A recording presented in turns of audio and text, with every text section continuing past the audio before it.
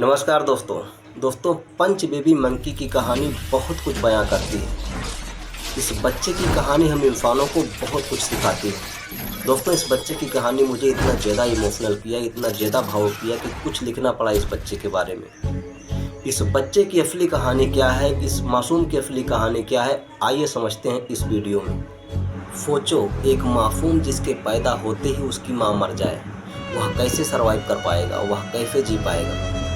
ठीक वही होता है पंच बेबी मंकी के साथ। जब वह पैदा होता है तो उसकी माँ मर जाती है और चिड़ियाघर के लोगों द्वारा उसको पाला जाता है, और जैसे वह बड़ा होता है तो उसके झुंड में, उसके समुदाय में उसको छोड़ दिया जाता है। दोस्तों, असली कहानी यहीं से शुरू होती है। समुदाय में छोड़ने के बाद, झुंड में छोड़ने के बाद कोई भी बंदर उसे स्वीकार नहीं करता, बल्कि उसे बहुत परेशान किया जाता है, उसे खरोचा जाता है, उसे काटा जाता है।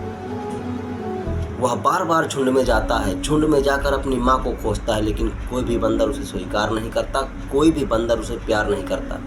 और दोस्तों, पंच की इसी लाचारी को, इसी मासूमियत को देखकर पूरी दुनिया इमोशनल हो जाती है, पूरी दुनिया भावुक हो जाती है। दोस्तों, पंच बेबी मंकी अपने आप में अकेला महसूस न करे, चिड़ियाघर के लोगों द्वारा उसे एक टेडी खिलौना दिया जाता है।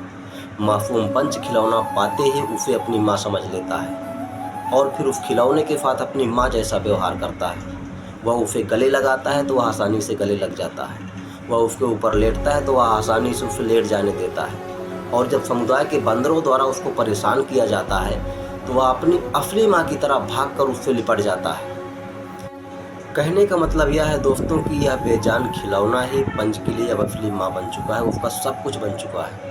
दोस्तों, पंच बेबी मंकी ने यह साबित कर दिया कि बच्चों के लिए माँ बाप का होना कितना जरूरी है। बेजान खिलौना जो पंच बेबी मंकी का सहारा बना।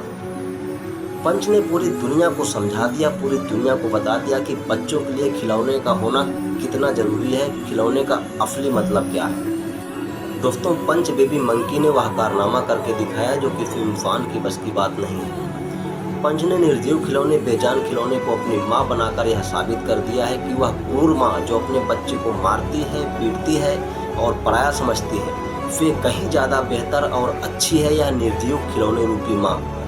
और उन सभी औरतों के लिए, उन सभी माताओं के लिए यह संदेश है जो अपने बच्चे को पराया समझती हैं और अपने बच्चों के साथ दुर्व्यवहार करती हैं। दोस्तों, यह असली कहानी है जापान देश के एक चिड़ियाघर की।